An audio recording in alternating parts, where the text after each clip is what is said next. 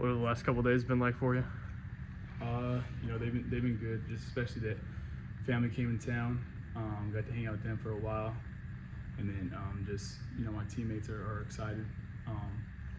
It's the first time I've won a first home opener in Division I college football, so it feels good. But we're on to the next week. A lot's been made of kind of the edge and confidence you have. Have you felt that kind of go around to the rest of the team, like Clark has kind of wanted throughout the offseason? For sure, it's just installing confidence in the guys. We got all we need in this locker room. We preach that every day, and so we got to keep improving. Like Coach Lee said, in the third quarter we almost lost it. It was self-inflicted, and we need to get better. Any outside people reaching out to you or anything like that since the win? People you hadn't heard from before, anything like that? Yeah, there's a lot of people reaching out. A lot of close people too. Just knowing that I could do it, having faith in me, and especially my mom. I love her to death, and she's the one who instills confidence in me, allows me, tells me that I can do anything I want to, and so really thankful for her. What's your partnership with Cedric Alexander been like? Obviously, opening things up for each other. We're big Canes guys, so we go to Canes. Me, him, Gunner, Duncan, a lot of O-linemen. We all go to Canes. We love Canes. A lot of people would die over Canes on this team. So why do you like it so much? The sauce. That's what it says. And then the Bob toast. I might come back about 225.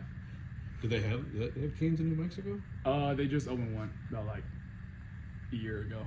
Yeah. So that's my spot when I go home. What about just as you guys looked at the film? Obviously, a game's not perfect, but what did you learn about maybe what this scheme can do against a team like that with that kind of talent? Well, we put the ball on the floor too many times. One costly turnover could have lost us the game, and that falls on me, and I need to get better with ball security. Another thing is that we need to make the clutch play in the clutch moments, and I feel like that's a self-reflection of me offensively, and then up front we looked great. Those guys worked their tail off all year, from Gunner to Chase, left to right, all those guys, Steven, even like the thirds, like work their tail off. I'm talking like every single day they come in, they want that, and they want to be the best. They want to be on everyone's NFL draft board, and that's what they're here to do. So every 6 a.m. practice, they were there. No matter if it was a practice, a lift, 6 a.m. they were there pushing the sled. So kudos to them. They're the ones who have this team going. I think it was an interesting thing to see how emotional Clark was after that game. How does that compare to kind of how emotional wins have been for you in the past? Is that one of the more emotional ones? No, I understand it. It's a lot of people doubt him too, whether he can do it or not. And so me and him share a common ground of, that chip on our shoulder every single week. We got to go out and do it. This week is even a bigger week. We got to bring it to him. We got to do anything we can to win this week, and then just bring that mentality every single week. Where exactly does that chip come from? Can you kind of pinpoint somewhere like this is why I feel this way?